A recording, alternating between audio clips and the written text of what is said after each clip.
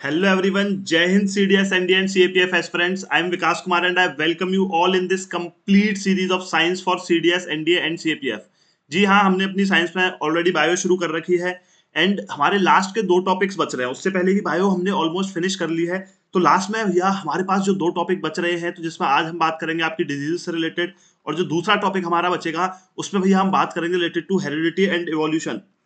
अब भैया ये दो ऐसे टॉपिक्स हैं कि आप मानो ना मानो, इनसे एक एक क्वेश्चन तो हर एग्जाम में आपसे पूछता है. कई बार ऐसा कर देता है आपका यूपीएससी को, भैया सीडीएस में 3 क्वेश्चन एक बार इवोल्यूशन से दे दिए, 2-3 क्वेश्चन इससे दे दिए, तो 5-6 क्वेश्चन के आ रहे हैं में से इन्हीं दो टॉपिक से दे दिए. So it becomes very important for us to understand this topic. तो चलिए जरा विद अ वंडरफुल स्माइल शुरू करते हैं आज डिस्कस करना. और आज का चैप्टर जो है वो बाकी के टॉपिक से आपका थोड़ा इजी रहने वाला है, तो समझेंगे चीजों को. आइए वन बाय वन डिस्कस करते हैं. तो भैया सबसे पहले जब हम बात करते हैं अबाउट द हेल्थ, तो व्हाट इज बेसिकली हेल्थ.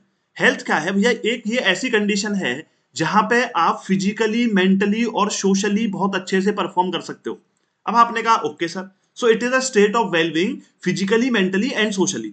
अच्छा जी, अब उसके साथ साथ क्या बात आती है कि अगर हमें फिजिकली वेल रहना है तो इसके भी बहुत सारे फैक्टर्स हैं. मेंटली हमें वेल रहना है तो बहुत सारे फैक्टर्स हैं. हमारे आसपास की सोसाइटी भी हमारी मेंटल हेल्थ को इफेक्ट करती है. So all these 3 factors combinedly when we are okay physically, mentally and socially, then we say भैया हमारी हेल्थ क्या है, अच्छी है. आपने कहा ठीक है. तो भैया वो जो हेल्थ है ऑर्गेनिजम्स की, बहुत सिंपल है ये. ठीक है, बहुत सिंपल है, बट यहाँ से क्वेश्चंस बनते हैं और कहाँ कहाँ से क्वेश्चंस बनेंगे मैं आगे आपको बताने वाला हूँ. तो बस इन चीजों को समझते हुए चलेंगे.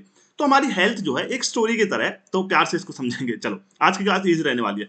तो हमारी जो हेल्थ है ऑर्गेनिजम्स की, भैया वो सराउंडिंग पे डिपेंड करती है. अब सराउंडिंग पे कैसे डिपेंड करेगी? आपको भी पता है कि सर सराउंडिंग कैसी है किसी भी हमारा ह्यूमंस की, किसी भी एनिमल की. सराउंडिंग है भैया, क्लीन है कि नहीं है, अपनी सराउंडिंग क्लीन है कि नहीं है. उसके साथ साथ दूसरी चीज आती है कि भैया जो सराउंडिंग में जो लोग रहते हैं, ठीक है, वो कैसे हैं, उनका बिहेवियर कैसा है. तो पूरी सराउंडिंग मिलकर के हमारी हेल्थ को डिटरमाइन करता है. आपने कहा ठीक है, हम भैया सोसाइटीज में रहते हैं, तो हमारा जो सोशल एनवायरमेंट है वो भी इफेक्ट करता है किस चीज को, हमारी हेल्थ को.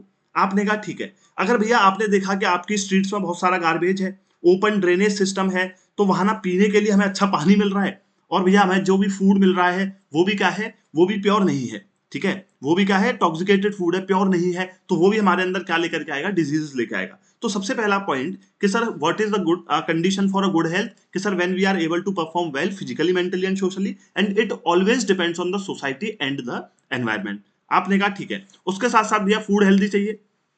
ठीक है, अब फूड हेल्दी चाहिए. फूड हेल्दी कैसे आएगा? वो आएगा भैया आपके काम करने से, आपकी लाइफस्टाइल कितनी अच्छी है. तो opportunity to do work also determines our lifestyle, और वो लाइफस्टाइल हमारी डिटरमाइन करती है कि हम कितने हेल्दी रहते हैं. हमने कहा ठीक है. उसी के साथ साथ बिहेवियर भी हमारी सोसाइटी का हमारे लिए इंपॉर्टेंट रहता है कि भैया if we mistreat each other and are afraid of each other, we cannot नॉट बी हैप्पी और हेल्दी. तो social equality, harmony, these are also responsible for the health. आपने कहा बिल्कुल सही बात है. तो यहाँ पे मेजरली मोटा मोटी बात आपको क्या समझनी है, अब तक मैंने आपको बता दी भैया हेल्थ हमारी मेंटली, सोशली, अगर हम और फिजिकली हम तीनों तरीके से बढ़िया परफॉर्म कर पा रहे हैं तो हमारी अच्छी हेल्थ है, मेंटली, फिजिकली एंड सोशली. तो उसमें हमारा सोशल एनवायरनमेंट भी आएगा कि किस तरीके का बिहेवियर है लोगों का. उसके बाद आपका एनवायरनमेंट आएगा कि भाई क्लीनलीनेस है कि नहीं है, तो तभी हमारी हेल्थ अच्छी रहती है. तो हेल्थ और डिजीज जो है वो दो अलग अलग टर्म्स हो जाते हैं. डिजीज क्या है कि भैया ऐसी एक कंडीशन, डिस इज यानी कि dis plus ease, when you are not at ease it is known as disease. तो आप कहीं ना कहीं अनकंफर्टेबल फील करते हो किसी भी एक पर्टिकुलर फैक्टर की वजह से, वहां पे हमारी क्या आ जाती है, डिजीज आ जाती है. आपने कहा बिल्कुल सही बात है सर, बिल्कुल सही बात है. तो डिजीज जो भी है वो हमारी किस चीज से रिलेटेड होगी, हमारे फिजिकल फिजिकल से रिलेटेड होगी. क्या आपके हेडेक हो रहा है, आपको फीवर आ रहा है, ये सब चीजें क्या है, डिजीज है. बट हमारी हेल्थ हमेशा इन तीनों फैक्टर से कंबाइन होकर के बनती है. तो क्या मैं ये चीज कह सकता हूं कि भैया जरूरी नहीं है कि अगर आपको डिजीज नहीं है तो आपकी हेल्थ अच्छी है.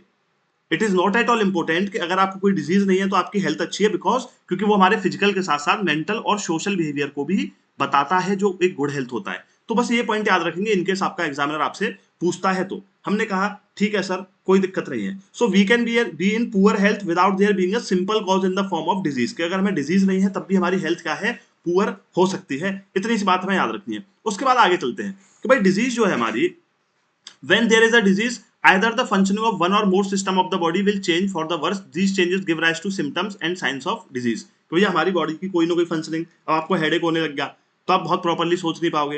आपको फीवर होने लग गया, तो आप उतने एफिशिएंटली कोई भी काम नहीं कर पाओगे, तो वो सारी चीजें क्या है, डिजीज हो जाती हैं। हमने कहा ठीक है, so we have a headache, we have a cough, we have loose motions, we have bound with pus, these are all symptoms. और हमें डिजीज का पता कहां से लगता है, सिम्टम से पता लगता है।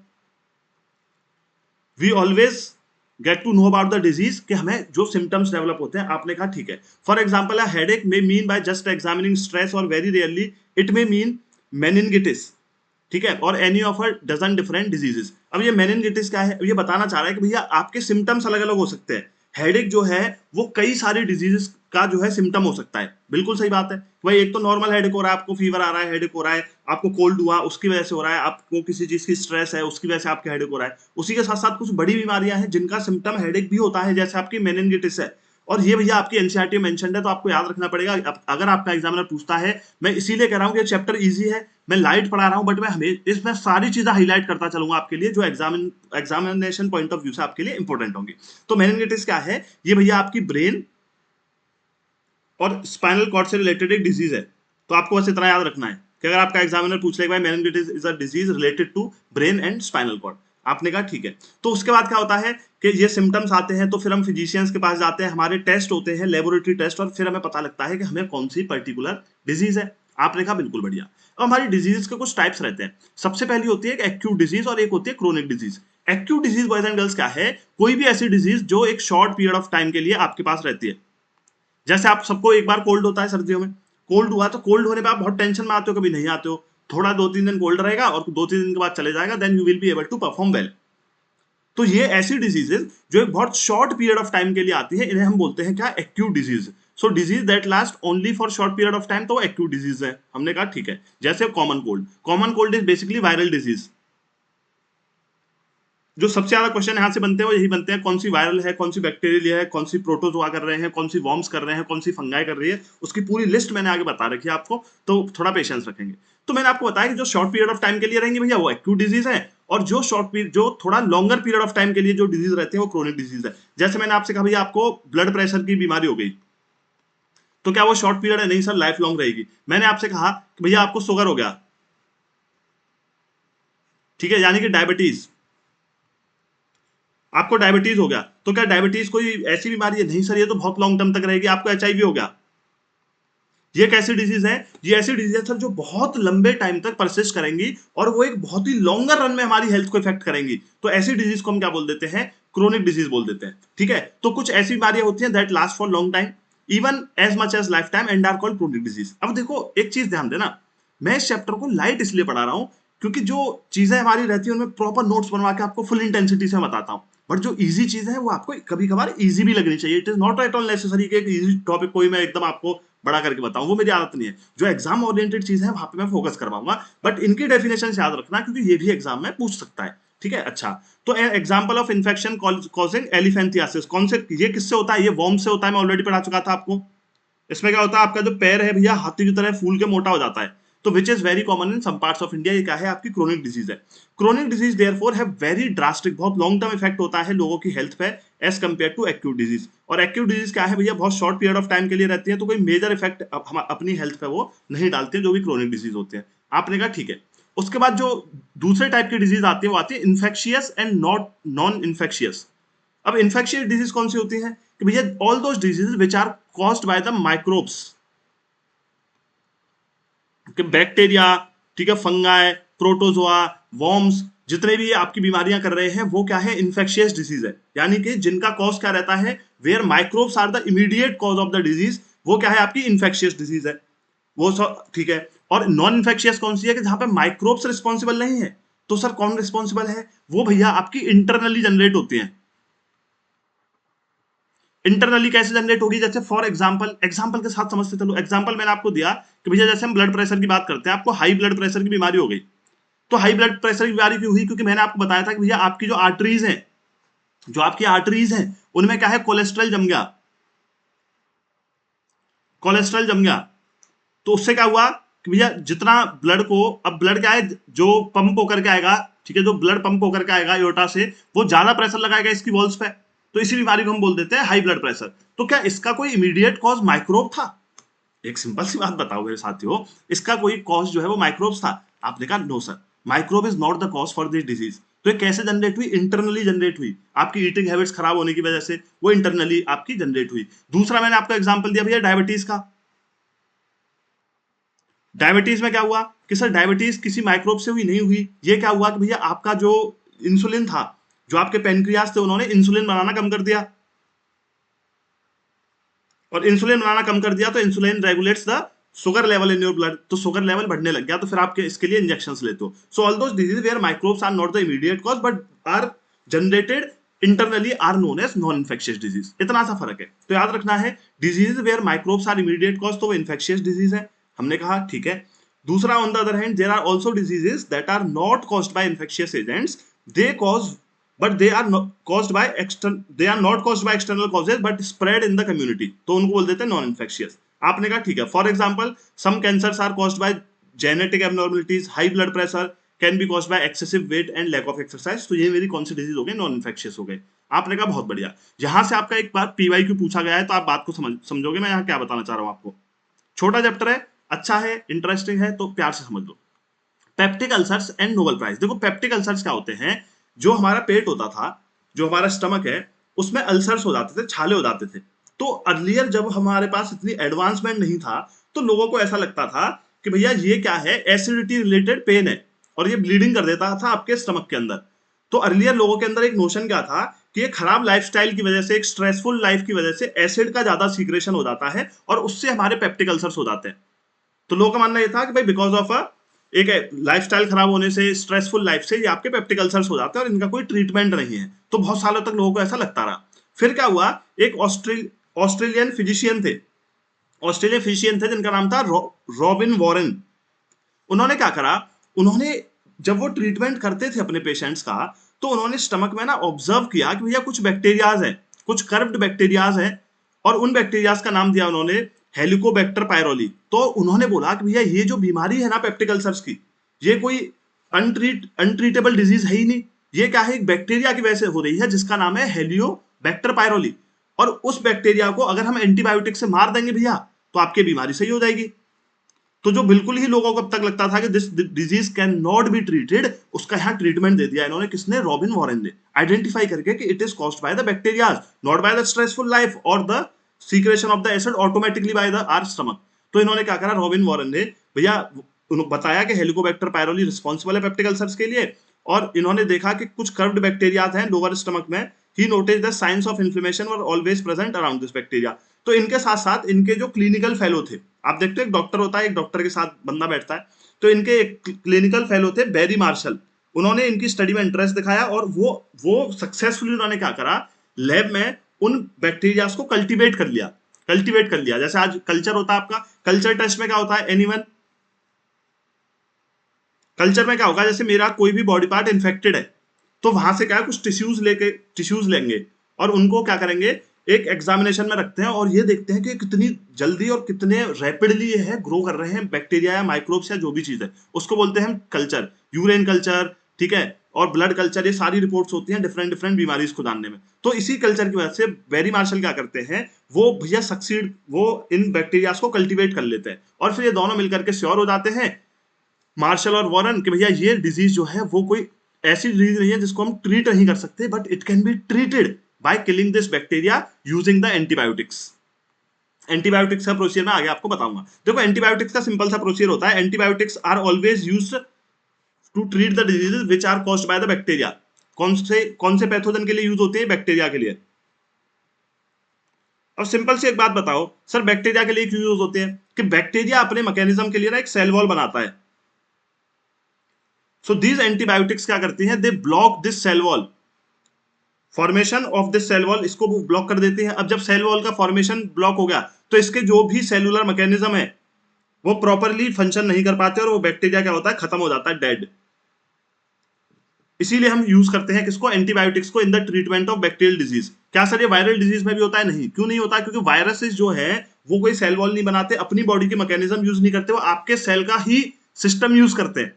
तो आप बताओ कि आप अपने सिस्टम, सेल के सिस्टम को रोक दोगे, अपने सेलुलर प्रोसेस को रोक दोगे तो आप वैसे ही खत्म हो जाओगे। That's why viral disease are very difficult to cure. और ये किससे बनता है? दीज एंटीबायोटिक्स आर बेसिकली किससे बनाई जाती है? पेनिसिलिन। पेनिसिलिन क्या है, एक फंगाई है, मैंने आपको बताया था, इसकी एक सेल वॉल होती है काइटिन की, तो उस पेनिसिलिन से हम क्या बनाते हैं, एंटीबायोटिक्स बनाते हैं। तो इन्होंने बता दिया कि एंटीबायोटिक्स से ट्रीट कर सकते हैं हम पेप्टिक अल्सर्स को, और इसी के लिए 2005 में उन्हें भैया नोबेल प्राइज मिला था, मार्शल एंड वॉरेन को। तो आपको याद रखना चाहिए किस किसने भैया, कौन कौन थे, किनको नोबेल प्राइज मिला, किस बैक्टीरिया की वजह से होती है, और उसका ट्रीटमेंट क्या निकाला इन्होंने, एंटीबायोटिक्स। आपने कहा बिल्कुल बढ़िया। तो अब तक मैंने आपको टाइप्स क्या क्या बताया, मैंने आपको बताई क्रोनिक और एक्यूट डिजीज, उसके साथ साथ मैंने आपको बताई इन्फेक्शियस डिजीज और नॉन इन्फेक्शियस डिजीज, जो माइक्रोब से हो रही है, जो इंटरनली हो रही है। उसके साथ साथ मैंने आपको एक नोबेल प्राइज वाली कहानी समझा दी। अब इसके साथ साथ जब हम इन्फेक्शियस डिजीज की बात करते हैं, तो यहां हम इन्फेक्शियस एजेंट्स देखते हैं, जो आपके एग्जाम के लिए द मोस्ट इंपोर्टेंट टॉपिक, जहां से क्वेश्चन उठाता है आपका एग्जामिनर इस टॉपिक में, वो ये है कि इन्फेक्शियस एजेंट्स कौन कौन से होते हैं। हमने कहा ठीक है।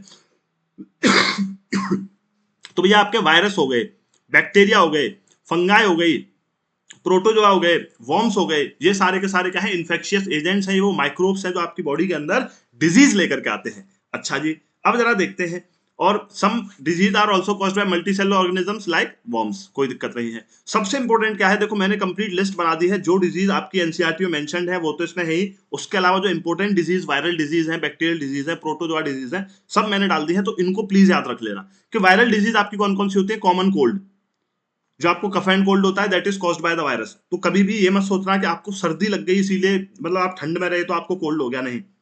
कोल्ड आपको हमेशा तभी होगा जब आप ऐसे एयर के कांटेक्ट में आओगे जहां ऑलरेडी वो वायरस प्रेजेंट है, जो आपको कोल्ड करता है। उसके साथ साथ इन्फ्लुएंजा हो गया। इन्फ्लुएंजा मेजरली बच्चों को होता है, जिनको बहुत ज्यादा सर्दी और कफ हो जाता है, तो it is very dangerous for them. Dengue हो गया आपका, this is also viral disease. आपका एड्स हो गया, दिस इज ऑल्सो। फिर चिकन पॉक्स, चिकन पॉक्स एक टाइम पे, chicken pox and small pox जो है दुनिया में बहुत सारी महामारी लेकर के आया था एक टाइम पे, बट बाद में हमने इसका क्या है, इम्यूनाइजेशन बना लिया, दैट्स वाई अब हम इतना नहीं होता। मीजल्स हो गए आपके, जो बहुत छाले छाले से हो जाते हैं फेस पे। मम्स हो गए, जिनको आप बोलते हो कि टॉन्सिल्स हो गए, उनको मम्स बोलते हैं। पोलियो हो गया आपका।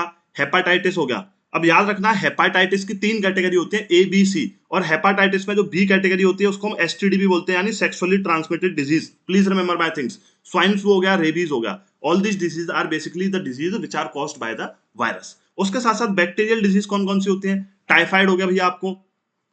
टाइफाइड किससे होता है, contaminated food and water. Cholera हो गया आपको। ट्यूबरक्लोसिस, जिसको आप टीबी बोल देते हो। एंथ्रेक्स, डिफ्थेरिया, डिफ्थेरिया जो है भैया वूपिंग कफ, ठीक है, tetanus, pneumonia, leprosy and fever, all these are examples of those disease जो बैक्टीरियल डिजीज है, और यहां से बहुत बार क्वेश्चन बनता है, प्लीज रिमेंबर दिस थिंग्स। उसके साथ साथ फंगाई क्या करती हैं, फंगाई जो वेरियस स्किन इन्फेक्शंस आपको हो जाते हैं, जो स्किन पर रैशेस वगैरह हो गए, ठीक है, वो सारी डिजीज कौन लेके आता है, फंगाई लेके आती है। आपने कहा बहुत बढ़िया सर। उसके साथ साथ प्रोटोजोआ जो होते हैं मेरे भैया, कौन कौन सी डिजीज करते हैं, वो करेंगे आपके malaria, kala azar. Kala azar is basically caused by the leishmania, please remember this is the name of the protozoa which causes क्या, काला अजहर। उसके बाद स्लीपिंग सिकनेस हो गया, इसको कौन कौन सा प्रोटोजोआ करता है, ट्राइपेनोसोमा। ये दोनों ही पीवाईक्यू आपके याद रखना, और अमोबियासिस, ये ऑल दीज आर डिजीज जो आपके प्रोटोजोअन डिजीज है। हमने कहा ठीक है। उसके साथ साथ कुछ वॉर्म्स होते हैं आपके। एलिफेंथियासिस कौन सा वॉर्म करता है, filarial worms, please write down, filarial worms हो गया। उसके साथ साथ आपके इंटेस्टाइनल वॉर्म्स होते हैं, और ये मैं आपको नहीं बताऊंगा कि कौन सी कैटेगरी मैंने आपको पढ़ाई थी जिनको भैया डिजीज कॉजिंग वॉर्म्स बोलते हैं, डिजीज कॉजिंग वॉर्म्स बोलते हैं। याद करो जब मैंने क्लासिफिकेशन पढ़ाया। हमने कहा ठीक है। अब दूसरी बात आई कि सर जी हमारे लिए why it was always important for us to understand कि भाई कौन सी वायरल डिजीज है, कौन सी बैक्टीरियल डिजीज है, कौन सी फंगाई डिजीज है, कौन सी वर्म्स की डिजीज है। This is important because to understand the treatment, to find out the treatment of these diseases, we should know कि किस टाइप के माइक्रोब्स की वजह से डिजीज हुई है। तो जैसे भैया वायरल है, बैक्टीरिया है, प्रोटोजोआ है, वॉर्म्स है, फंगाई है, यही सारे माइक्रोब्स है जो मेरी डिजीज कर रहे हैं। अब इनमें क्या है, कुछ इनकी जो सेलुलर मैकेनिज्म होती है वो तो सेम होती है भैया, कुछ कुछ सेलुलर मैकेनिज्म इनकी सेम होती है, बट सारी की सारी सेलुलर मैकेनिज्म सेम नहीं होती। अगर सारी की सारी इनकी सेलुलर मैकेनिज्म सेम होती बॉयज एंड गर्ल्स, तो हमारे पास एक सिंगल ट्रीटमेंट से हम इन सबको खत्म कर देते। बट आप देखते हो कि different different kind of surgery, different different kind of drugs, different kind of antibiotics, different kind of ointments are used. तो भैया वो डिफरेंट डिफरेंट काइंड्स क्यों है, क्योंकि इन पांचों के पांचों की ना सेलुलर मैकेनिज्म क्या है, सेम नहीं है। That's why we need different treatments to treat every disease. तो अब आपको समझ आ गया कि क्यों क्लासिफिकेशन किया इनका, क्योंकि हमें भैया ये पता करना था कि हम इन्हें ट्रीट कैसे कर सकते हैं। अब वन बाय वन समझते हैं। सबसे पहले बात करेंगे बैक्टीरिया की। तो बैक्टीरिया का मैंने बता दिया कि बैक्टीरियल डिजीज के लिए हम क्या हमेशा यूज करते हैं, एंटीबायोटिक्स। हमने कहा ठीक है, ये एंटीबायोटिक्स क्या करती है, जो मेरा बैक्टीरिया है वो एक सेल वॉल बनाता है अपने आप को प्रोटेक्ट करने के लिए। तो जो एंटीबायोटिक बनती है मेरी किससे, पेनिसिलिन से, वो ब्लॉक कर देती है इस सेल वॉल के फॉर्मेशन को। और जैसे ये सेल वॉल का फॉर्मेशन बंद होगा तो growing bacteria become unable to make cell walls और वो डाई हो जाएगा। और ये हमारे लिए नुकसानदायक क्यों नहीं है, क्योंकि आपको पता है कि ह्यूमंस के पास सेल वॉल नहीं है, ये सिर्फ बैक्टीरिया बैक्टीरिया आपकी फंगाई और आपके प्लांट्स के पास सेल वॉल होती है। प्लांट्स की बनी होती है सेलुलोज की, ऑलरेडी बता चुका हूं। इनकी भैया काइटिन की बनी होती है, फंगाई की, ये आपको याद रखना है। और बैक्टीरिया के पास भी सेल वॉल होती है और वो मेम्ब्रेनस वेसिकल्स की बनी होती है। आपने कहा ठीक है, ठीक है, मेम्ब्रेनस वेसिकल्स की, जो उनके पास प्लास्टिड्स होते हैं, सॉरी प्लास्टिड्स का रिप्लेसमेंट है। तो एंटीबायोटिक पेनिसिलिन जो है वो ब्लॉक कर देगी। अब हमारे पास कोई सेल वॉल है नहीं हमारे किसी सेल के पास, तो ये पेनिसिलिन से जो हमने एंटीबायोटिक बनाई, it will not affect our cell and it will help us to treat the diseases which are caused by the bacteria. इतनी बात समझ में आई? आपने कहा ठीक है। उसी के साथ साथ क्या होता है, जो वायरसेस हैं वो सेल वॉल नहीं बनाते। वो सेल वॉल नहीं बनाएंगे तो वो क्या करते हैं, वो आप ही की बॉडी के सेल को यूज करते हैं फॉर देयर मैकेनिज्म। अब आप अपने सेल को मार नहीं सकते हो, इसीलिए viral disease are far more dangerous than the bacterial disease, और इनके लिए हम ड्रग्स का यूज करते हैं for their treatment. We use drugs for the treatment of viral disease. आपने कहा ठीक है। अब if we have a common cold, taking antibiotics will not reduce the severity of the disease. But आपने कई बार देखा होगा कि सब मना करते हैं कि यार सर्दी अगर है तो सर्दी में क्या है, वो नहीं लेते, क्या नहीं लेते, मेडिसिन नहीं लेते, कोई फायदा नहीं करती। क्यों? क्योंकि वो एंटीबायोटिक्स लेते हो आप, और एंटीबायोटिक्स जो है वो सिर्फ बैक्टीरियल डिजीज को डिस्ट्रॉय करती है, वायरल डिजीज को नहीं करती है, इसीलिए सर्दी में आपको दवाई लेने से मना करा जाता है।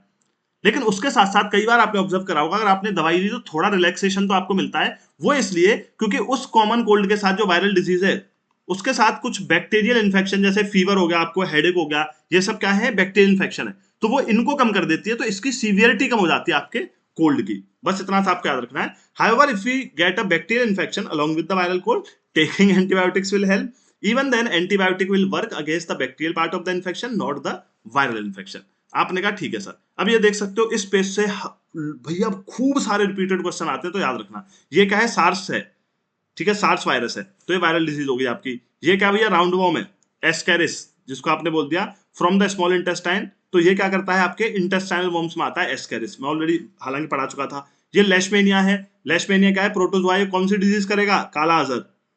The organisms are oval shaped and each has long whip like structure, ठीक है।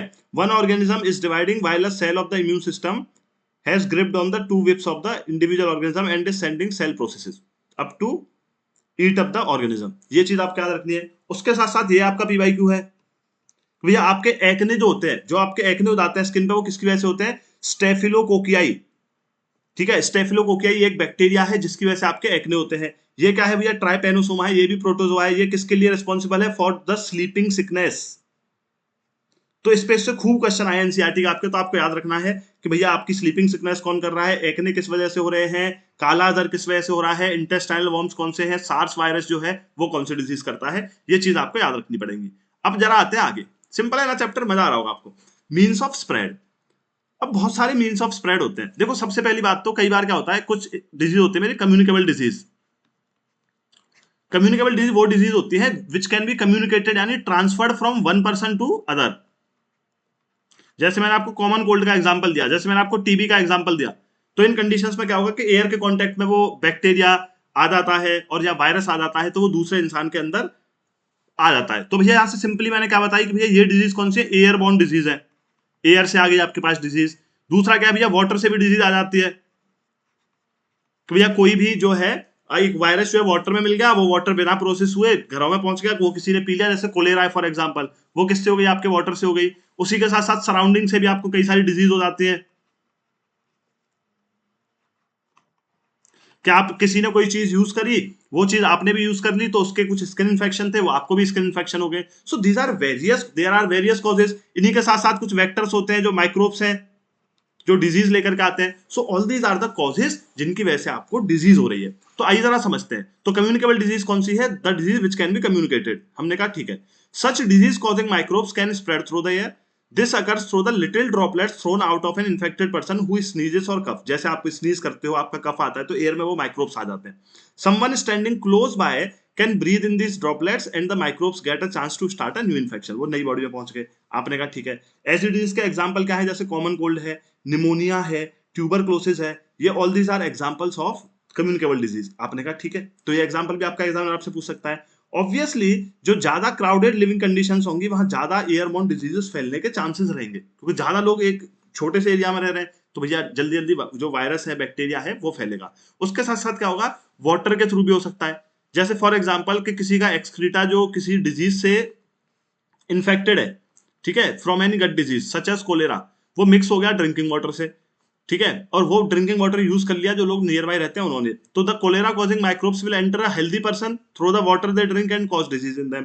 Such disease are much more likely to spread in the absence of safe supply of drinking water. जो आपके स्लम एरियाज हो गए, यहाँ पे या जहाँ पे प्रोसेस्ड वाटर नहीं जा रहा, तो ऐसे एरियाज में क्या है, वाटर के थ्रू भी डिजीजेस फैल जाते हैं। तीसरा रीजन क्या है भाई, कुछ आपकी एसटीडीज होते हैं, सेक्सुअली ट्रांसमिटेड डिजीज। भाई sexual contact is very intimate contact, तो उस कॉन्टैक्ट से भी कई सारी डिजीज आपकी फैल जाती है। जैसे आपको एग्जांपल याद रखना है कि भैया जैसे syphilis, hepatitis B, gonorrhoea, ads, ये सारी की सारी कौन सी डिजीज है कि सर ये वो डिजीज है जो फैल रही है किसकी वजह से, ठीक है, सेक्सुअल कॉन्टैक्ट की वजह से। अच्छा, बट क्या फिजिकल कॉन्टैक्ट से भी ये फैल जाएंगी? नहीं, ये सेक्सुअल कॉन्टैक्ट से फैलेंगी, फिजिकल कॉन्टैक्ट से नहीं फैलेंगी। तो हमेशा आपको पता है जब शुरू में एड्स बहुत फैला था, तो लोगों में बहुत ज्यादा जागरूकता बढ़ाने के लिए, इवन जैसे आप जो ट्रक्स के पीछे पढ़ते हो, यूज डिपर एट नाइट, तो डिपर का मतलब हमें लगता है कि भैया जो फ्लैश लाइट है वो हमें जलानी है जिससे आगे वाला हमें साइड दे दे। बट उस टाइम पे टाटा ने मिलकर के एक बहुत सस्ता कॉन्डोम बनाया था आपका डिपर।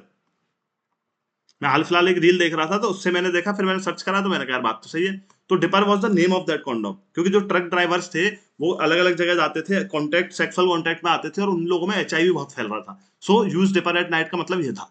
तो इसीलिए हमें जब एड्स के बारे में पता लगा, तो उस टाइम पे बहुत सारे एड्स देखे होंगे आपने, जो भैया हमारे डीडी नेशनल पे हम बच्चे हुआ करते थे, आते थे, तो उसमें बताया जाता था कि भाई कोई भी अगर एचआईवी से, अगर किसी को एचआईवी है, तो लोग उसके आसपास जाने से डरते थे। उस साइड में बहुत अच्छे से बताया जाता था, बट डरते थे, भागते थे। तो उसमें फिर बहुत अच्छे से समझाया जाता था कि नहीं, फिजिकल कॉन्टैक्ट से नहीं होता, they are also part of the society. तो आप उन लोगों को मतलब बिल्कुल ही अकेला या अलग फील ना कराएं, you should adore those people. Physical contact से आपके अंदर ये डिजीज नहीं आएगी। तो ये सिर्फ कैसे आएगी, सेक्सुअल कॉन्टैक्ट से, या ब्लड टू ब्लड आपका कॉन्टैक्ट हो गया कि भाई किसी को एचआईवी है, वो कहीं गया। जैसे एक सिंपल एग्जांपल देता हूं आपको, जैसे हम सब बाल कटाने जाते हैं, सलून जाते हैं, तो सेम ब्लेड यूज हुआ, उसके सेम ब्लेड आपके यूज हो गया, तो ब्लड टू ब्लड कांटेक्ट हो गया। In that situation also this disease can be transfer. तो इसीलिए हमेशा आप देखते हो कि जब भी आप जाते हो, चेक करते हो कि भाई जो दूसरा ब्लेड यूज कर रहा है कि नहीं कर रहा है। उसके साथ साथ ब्रेस्ट फीडिंग से भी ये डिजीज हो जाती है। तो ये चीजें याद रखनी है, फिजिकल कॉन्टैक्ट से नहीं होंगी, breast feeding, blood to blood contact and sexual intercourse के टाइम पे जो सेक्सुअल इंटीमेसी होती है, उसकी वजह से ये हमारी एसटीडीज हो जाती है। तो एयर हो गया, एसटीडीज हो गई, और भैया वाटर के थ्रू भी ये सारी डिजीज हमारी फैलती है। उसके साथ साथ कुछ माइक्रोब्स हैं, ठीक है, जिनको हम वेक्टर्स बोल देते हैं। तो ये वेक्टर्स क्या है, डिजीज लेकर के आते हैं। जैसे मैं एक एग्जांपल देता हूं, एग्जांपल समझो। जैसे बहुत सारी डिजीज होती है आपकी मॉस्किटो की वजह से, और हमेशा जो खून पीती है वो फीमेल पीती है। मतलब जनरलाइज नहीं कर रहा मैं मॉस्किटोज के कॉन्टेक्ट में कर रहा हूँ, सो गर्ल्स लोग प्लीज डोंट बी ऑफेंडेड। तो फीमेल एनोफिलस नाम की आपकी एक मॉस्किटो होती है। तो वो क्या करती है, उसको न्यूट्रिशन चाहिए होता है टू ले एग्स, कि भैया उसको अंडे देने हैं। अब मेल को तो अंडे नहीं देने, तो उसको न्यूट्रिशन चाहिए होता है। तो वो क्या करती है, भैया जो प्रोटोप्लाज्म है, दूसरे का खून है, जा करके अपने होस्ट का खून चूसती है। अब मान लो उसने खून चूसा, उसके खून में कोई इन्फेक्शन था, ठीक है, फिर वो दूसरे बंदे के पास गया, वही सेम मच्छर, उस सेम मच्छर ने बोला हाय थोड़ा सा खून तुम भी दो। तो अगर उसने उसको भी काटा, तो जो एक के अंदर जो इन्फेक्शन था वो दूसरे के अंदर पहुंच गया। So it is also transmitted by other animals. जैसे आपका रेबीज है, जैसे आपका रेबीज है, वो भी तो ऐसे ही फैलता है। सो कुछ डिजीजेस वेक्टर्स भी लेकर के आते हैं, यानी कि it is inevitable that many disease will be transmitted by other animals. अब देखो यहाँ आपको रटना नहीं है कुछ, बट मैं एक बार क्यों याद दिला रहा हूँ, भाई अगर एग्जाम में आया तो आप कनेक्ट कर पाओगे, क्लास में ऐसी कुछ कहानी सुनी थी, बट जो जो एग्जाम्पल्स हैं, चीजें हैं, कौन कौन सी डिजीज कर रहा है, ये आपको याद रखने पड़ेंगे। तो इनको वेक्टर्स बोल देते हैं। मोस्ट कॉमनेस्ट वेक्टर क्या है, मॉस्किटो है। In many species mosquito female को हाईली न्यूट्रिशियस फूड चाहिए, और भैया उसको अंडे देने हैं। मॉस्किटो फीड करते हैं वार्म ब्लडेड एनिमल्स पे, including us. In this way they can transfer disease from one person to other person. आपने कहा sir right, no issue with that. अच्छा, उसके साथ साथ organ specific and tissue specific disease होती है। यहां से भी आपका कई बार क्वेश्चन पूछता है कि कौन सी डिजीज आपके कौन से ऑर्गन को, आपके कौन से बॉडी पार्ट को इफेक्ट करती है। तो ये चीज आपको याद रखना है। कुछ एग्जांपल्स यहाँ पे, जैसे कि अब भैया सबसे पहली चीज क्या आती है कि जो भी डिजीज होती है, जैसे जो भी माइक्रोब जाता है, तो वो किस पार्ट को इफेक्ट करेगा जहां से वो एंट्री कर रहा है। जैसे अगर आपने आपकी नोज से गया तो ब्रीदिंग से जा रहा है तो आपके लंग्स को इफेक्ट करेगा, अगर आपके माउथ से गया तो वो गट में जा रहा है तो वो स्टमक को इफेक्ट करेगा। But sir is it necessary कि जहां से कोई भी माइक्रोब एंटर कर रहा है हमारी बॉडी में उसी पार्ट को इफेक्ट करेगा? No, it is not necessary.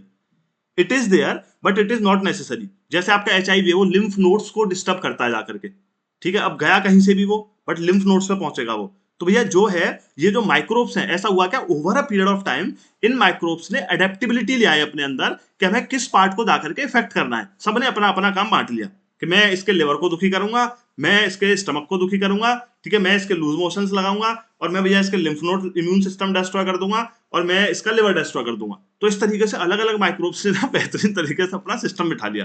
तो over a period of time ये चीज इसलिए हुई। तो जरा देखते हैं, in part this selection is connected to their point of entry.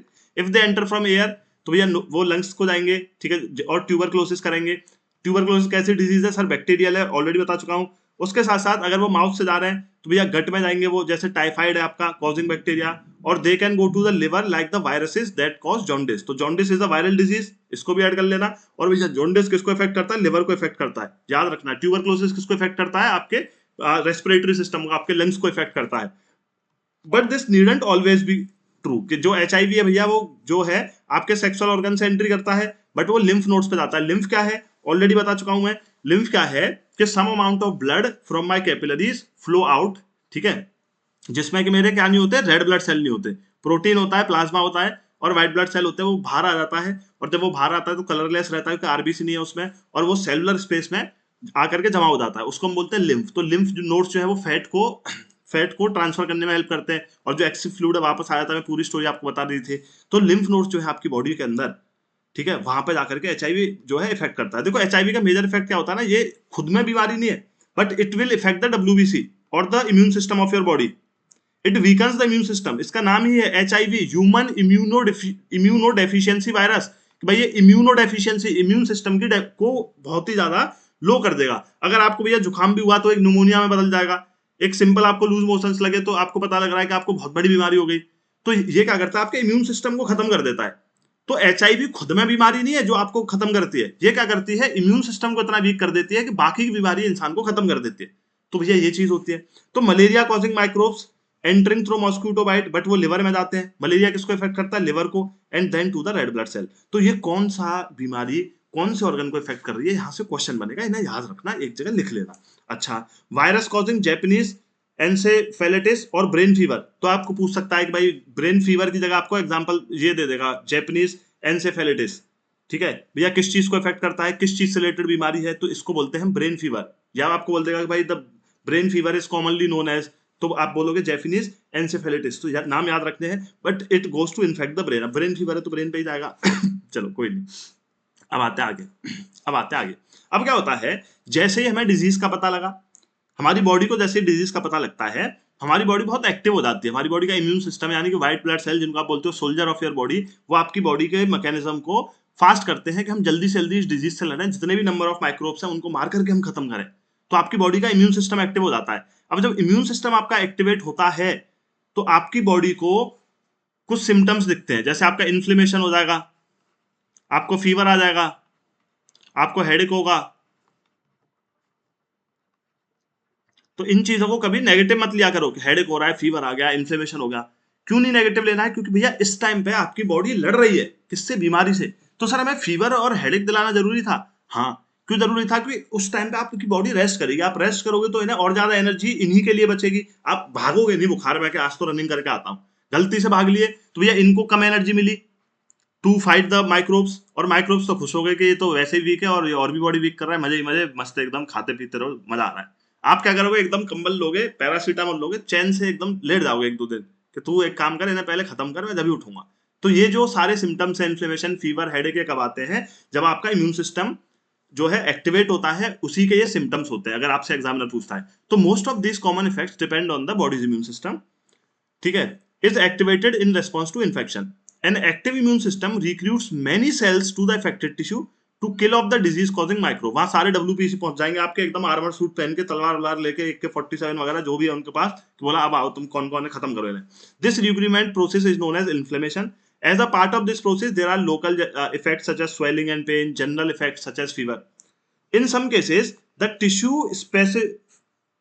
tissue specificity of the infection leads to a very general seeming effect. जैसे आपका HIV इन्फेक्शन है तो वायरस क्या है, इम्यून सिस्टम को ही डैमेज कर देता है।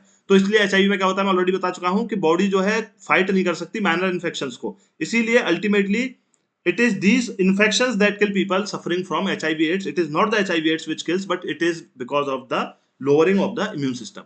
It is also important to remember that the severity of disease किस पे डिपेंड करेगी, कितने नंबर ऑफ माइक्रोब्स आपकी बॉडी में गए हैं, ये भी चीज जरूर रहती है। अच्छा, अब लास्ट टॉपिक आता है प्रिंसिपल्स ऑफ प्रिजर्वेशन। अब देखो, preservation is better than cure, हम हमेशा सुनते आते हैं। प्रिवेंशन के बहुत सारे हैं कि भाई आप अपनी सराउंडिंग को क्लीन रखो, clean water, clean food, avoid contaminated food and water, ठीक है, ये सारी चीजें। उसके साथ साथ भैया आपको अपनी डाइट जो है वो न्यूट्रिशियस रखनी है, जिससे आपकी बॉडी को अच्छे से एनर्जी मिले। सो ये क्या है, डायरेक्ट कॉजेज है, या आप कहो कि भैया कॉमन कॉजेज हैं जो आप कर सकते हो टू प्रिवेंट फ्रॉम डिजीज। अगर ये आपका एग्जामिनर इतनी इजी चीज नहीं पूछेगा कि भाई क्या न्यूट्रिशन से आप बीमारी बचा सकते हो, आप बोलोगे बिल्कुल बचाएंगे।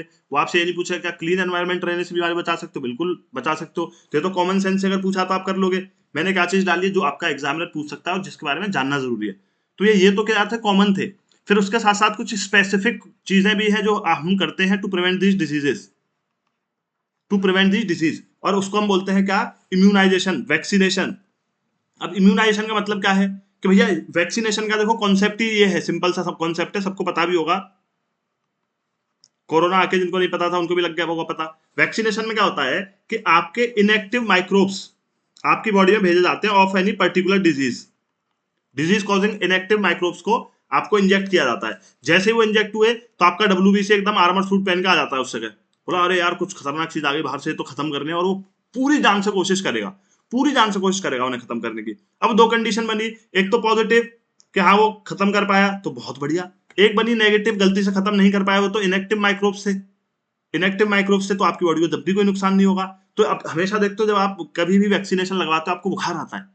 बुखार क्यों आता है, वही बताया मैंने, जैसे ही आपका इम्यून सिस्टम एक्टिवेट होगा आपको फीवर और इन्फ्लेमेशन होगा। अब भाई मार दिया उसने तो बहुत बढ़िया, नहीं मार पाए तो वो तो इनएक्टिव थे। बट दोनों ही कंडीशन में क्या हुआ, आपका जो भैया इम्यून सिस्टम है उसको इस बीमारी से लड़ने की ताकत मिल गई।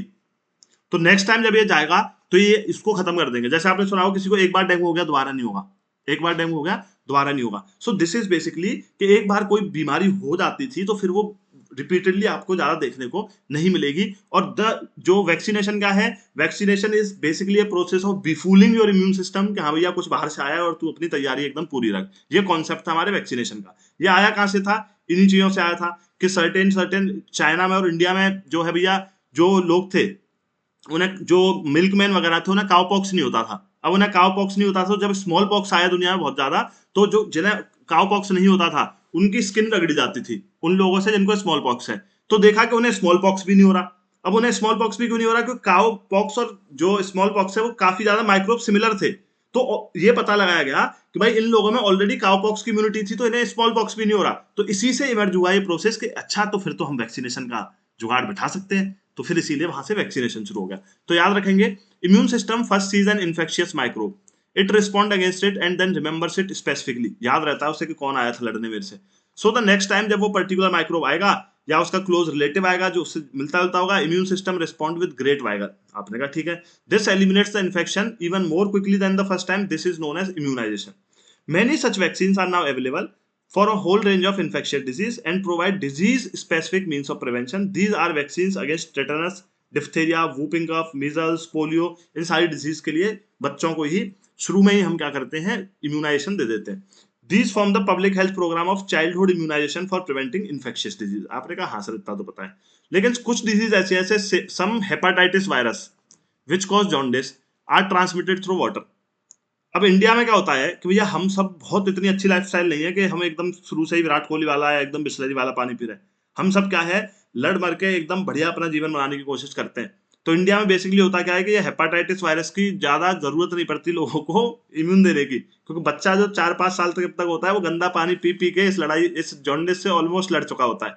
आपने देखा होगा जो छोटे बच्चे हैं इंडिया में, अब तो फिर भी चलो लाइफस्टाइल बहुत लोगों की अच्छी हो गई, वरना जॉन्डिस तो आए दिन सुनते रहते थे आपके यहाँ इसके बच्चे को जॉन्डिस हो गया इसके। तो वो अपने आप ही अपना वैक्सीनेशन ले लेता था, क्योंकि पानी वानी गंदा कंटेमिनेटेड वाटर मिलता रहता था। तो there is a vaccine for them hepatitis A in the market, but the majority of children in many parts of India are already immune to hepatitis A by the time they are 5 years old. This is because they are exposed to virus through water. आपने कहा बिल्कुल बढ़िया। तो immunisation का concept कहाँ से आया, already बता चुका हूँ कि जो traditional Indian and Chinese medicinal system थे वो रब करते थे skin from small pox victims into the skin of healthy people. तो उससे कुछ अमाउंट ऑफ वो आ जाता था। they thus hoped to induce a mild form of smallpox that would create resistance against the disease। के एक दूसरे की स्किन रगड़ी तो उससे थोड़ा सा आया, उसकी बॉडी ने उसको इम्यून सिस्टम एक्टिवेट हुआ और उससे लड़ने की ताकत मिली। फेमसली 2 centuries अगो एक इंग्लिश फिजिशियन थे नेम एडवर्ड जेनर, नाम याद रखना है। उन्होंने रियलाइज किया कि जो मिल्कमेड्स हैं जिनको काउ पॉक्स हो रखा है, भैया उन्हें स्मॉल पॉक्स नहीं होता था इवन ड्यूरिंग एपिडेमिक्स। तो cow pox is very mild disease. Jenner tried deliberately giving cow pox to people as he इस जैसे इस डायग्राम में बता रहे हैं कि ये दिया गया है, and found that they were now resistant to small pox.